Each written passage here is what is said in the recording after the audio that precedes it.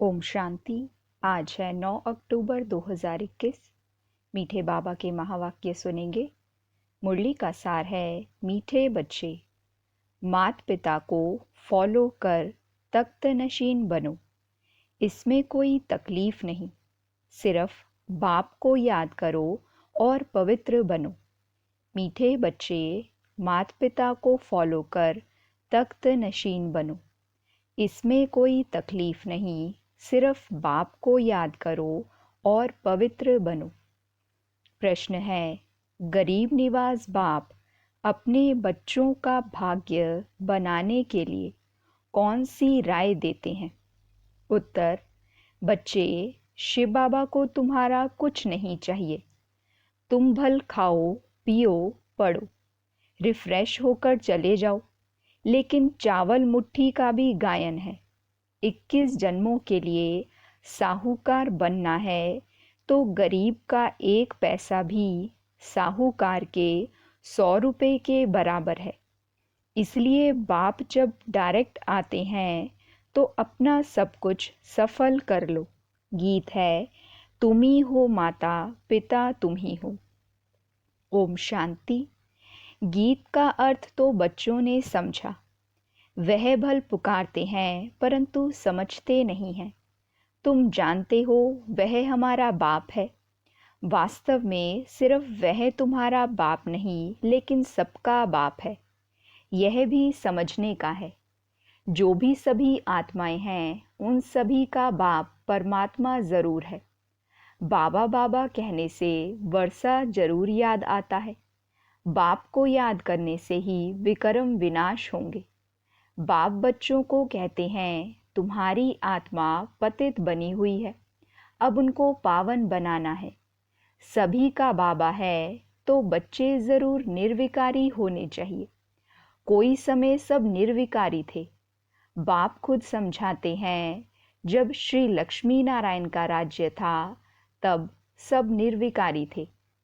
इतने सब जो मनुष्य आत्माएं देखते हो वह भी निर्विकारी होंगी, क्योंकि शरीर तो विनाश हो जाएगा। बाकी आत्माएं जाकर निराकारी दुनिया में रहती हैं। वहाँ विकार का तो नाम निशान नहीं, शरीर ही नहीं है। वहाँ से ही सब आत्माएं आती हैं इस दुनिया में पाठ बजाने। पहले पहले भारतवासी आते हैं। भारत में पहले पहले इन लक्ष्मी नारायण का राज्य था तो और सब धर्म वाले निराकारी दुनिया में थे। इस समय सब साकारी दुनिया में हैं। अभी बाप तुम बच्चों को निर्विकारी बनाते हैं, निर्विकारी देवी देवता बनाने के लिए। जब तुम देवी देवता बन जाते हो तब तुम्हारे लिए जरूर नई दुनिया चाहिए। पुरानी दुनिया खत्म होनी चाहिए। शास्त्रों में महाभारत लड़ाई भी दिखाई हुई है। दिखाते हैं बाकी 5 पांडव रहे, वह भी पहाड़ पर गल गए, कोई नहीं बचा। अच्छा, इतनी सब आत्माएं कहाँ गई? आत्मा तो विनाश को पाती नहीं, तो कहेंगे निराकारी निर्विकारी दुनिया में गई। बाप विकारी दुनिया से निराकारी निर्विकारी दुनिया में ले जाते हैं। तुम जानते हो बाप से तो जरूर वर्षा मिलना चाहिए। अभी दुख बढ़ गया है। इस समय हमको सुख शांति दोनों चाहिए। भगवान से सब मांगते हैं, हे भगवान हमको सुख दो, शांति दो। हर एक मनुष्य पुरुषार्थ करता ही है धन के लिए। पैसा है तो सुख है। तुमको बेहद का बाप तो बहुत पैसा देते हैं। तुम सतयुग में कितने धनवान थे, हीरे ज्वाहरों के महल थे। तुम बच्चे जानते हो हम बेहद के बाप से बेहद स्वर्ग का वर्षा लेने आए हैं। सारी दुनिया तो नहीं आएगी।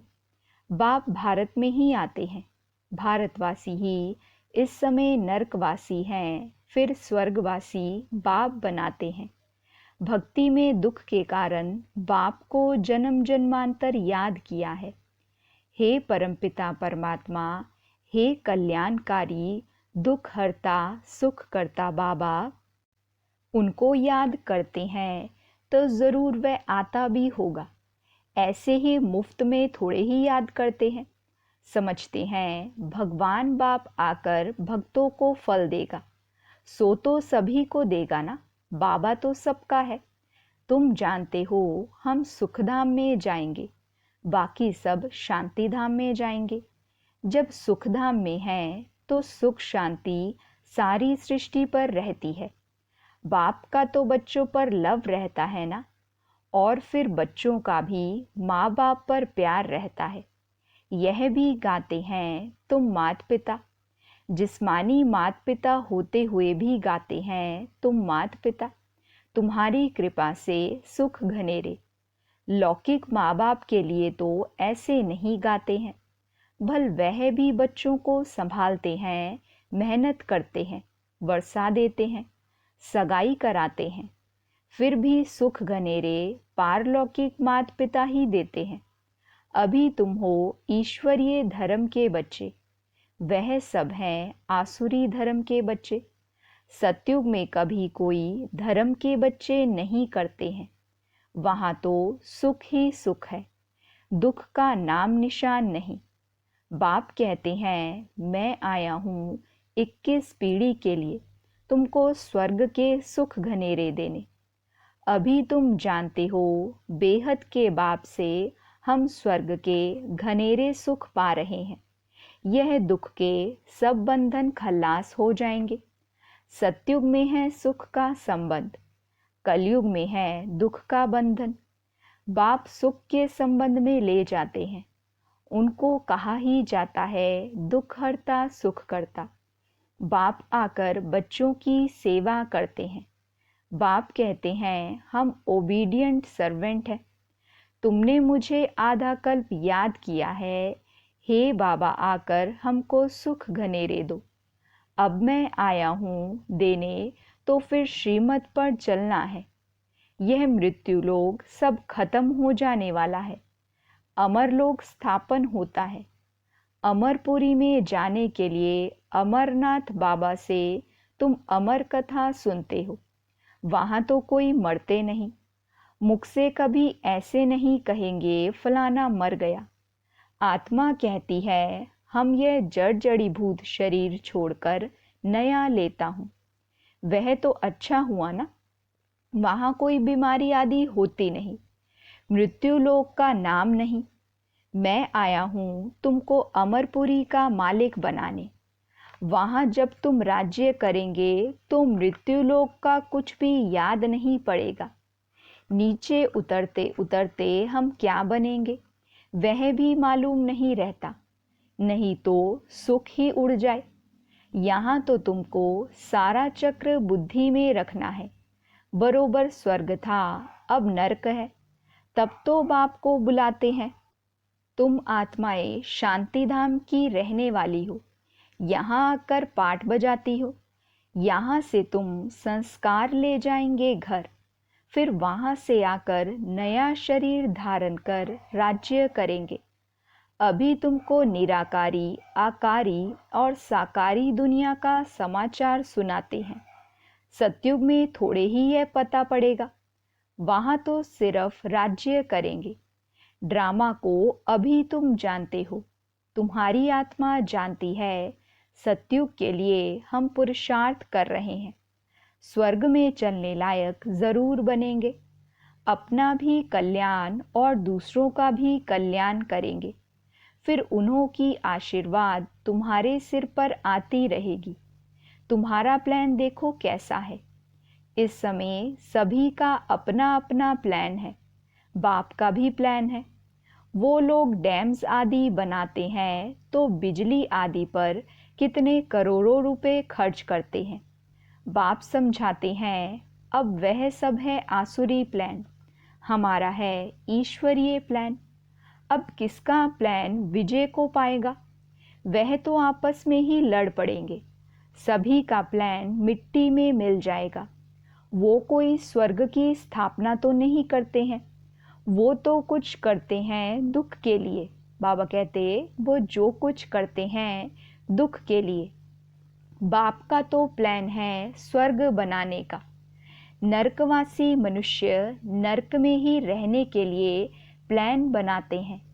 बाबा का प्लान स्वर्ग बनाने का चल रहा है, तो तुमको कितनी ना खुशी होनी चाहिए। गाते भी हो तुम्हारी कृपा से सुख घनेरे, वह तो पुरुषार्थ कर लेना है ना। बाप कहते हैं जो चाहिए सो लो, चाहे विश्व के मालिक राजा रानी बनो, चाहे फिर दास दासी बनो, जितना पुरुषार्थ करेंगे। बाप सिर्फ कहते हैं एक तो पवित्र बनो और हर एक को बाप का परिचय देते रहो।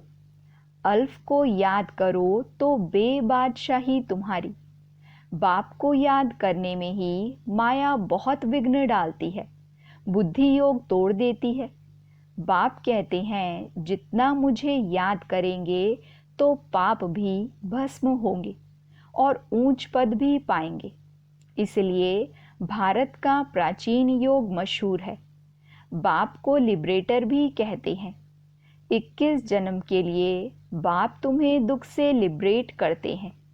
भारतवासी सुखधाम में होंगे, बाकी सब शांति धाम में होंगे। निराकारी दुनिया और साकारी दुनिया का प्लान दिखाने से झट समझ जाएंगे और धर्म वाले स्वर्ग में आ ना सके। स्वर्ग में तो है ही देवी देवताएं। यह ड्रामा की नॉलेज बाप के सिवाय कोई समझा ना सके। बच्चे आते ही हैं बाप से वर्षा लेने। सुख घनेरे तो हैं ही सतयुग में। बाद में रावण राज्य होता है, उसमें होते हैं दुख घनेरे। अभी तुम समझते हो बाबा हमको सच्ची सच्ची कथा सुनाकर अमर लोक में जाने लायक बनाते हैं। अभी ऐसे कर्म करते हो तब तो 21 जन्मों के लिए धनवान बनते हो। कहते भी हैं धनवान भव पुत्रवान भव। वहाँ एक बच्चा एक बच्ची तुमको जरूर होंगे। आयुष्मान भव, तुम्हारी आयु भी 150 वर्ष होगी। अकाले मृत्यु कभी होता नहीं, यह बाप ही समझाते हैं। तुम आधा कल्प हमको पुकारते आए हो, सन्यासी ऐसे कहेंगे क्या? वह क्या जाने बाप कितना प्यार से बैठ समझाते हैं। बच्चे, यह एक जन्म अगर पावन बनेंगे तो 21 जन्म पावन दुनिया के मालिक बनेंगे। पवित्रता में तो सुख है ना। तुम पवित्र दैवी धर्म वाले थे, अब अपवित्र बन दुख में आए हो। स्वर्ग में निर्विकारी थे, अभी विकारी बनने से नरक में दुखी हुए हो। बाप तो पुरुषार्थ कराएंगे ना। स्वर्ग के महाराजा महारानी बनो।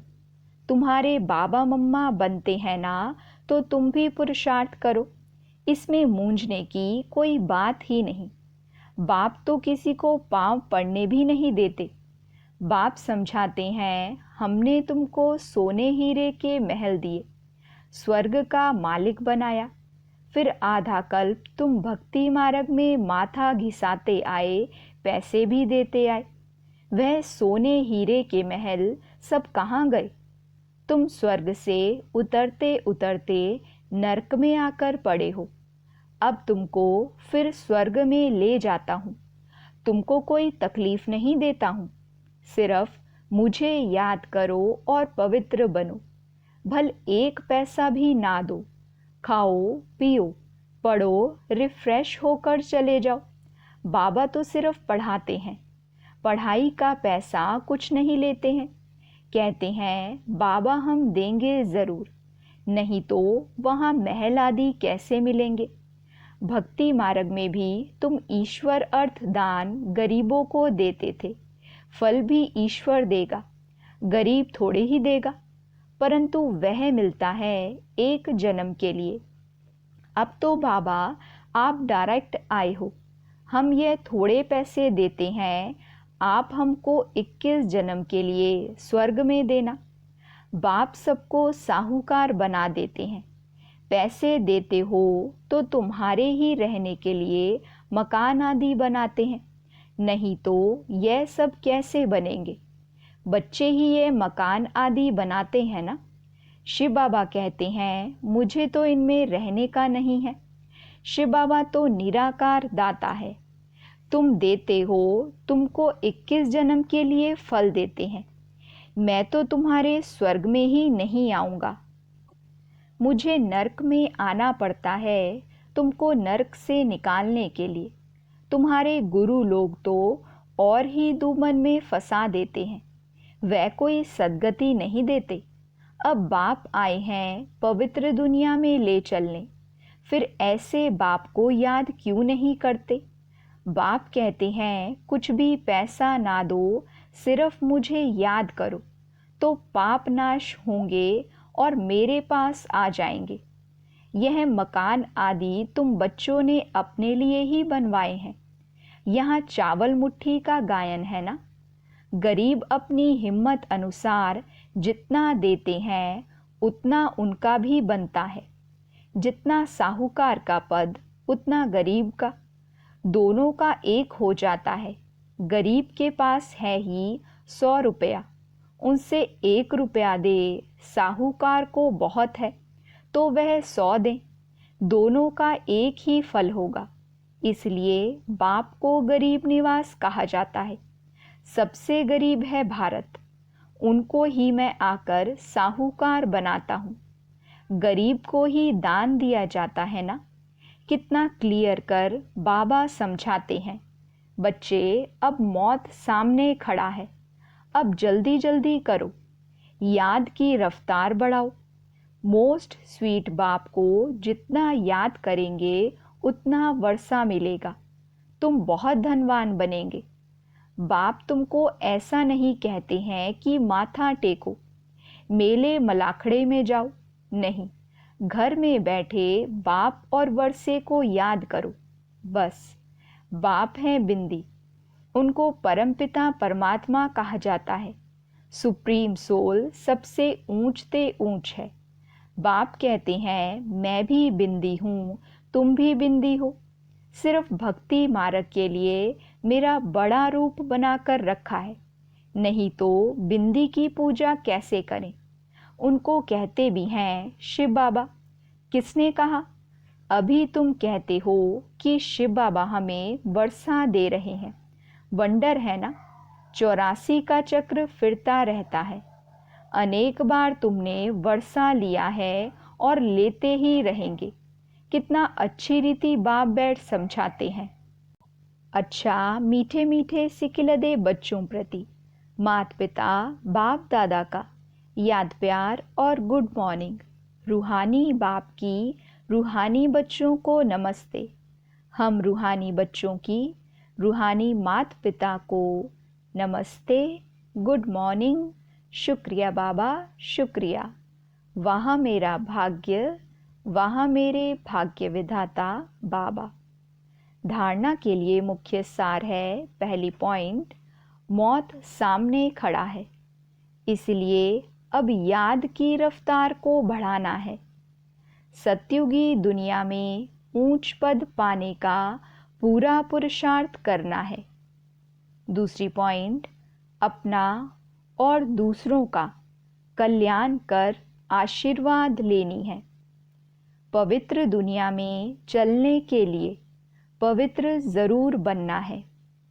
आज बाबा ने वरदान दिया, नए जीवन की स्मृति से कर्मेंद्रियों पर विजय प्राप्त करने वाले मरजीवा भव।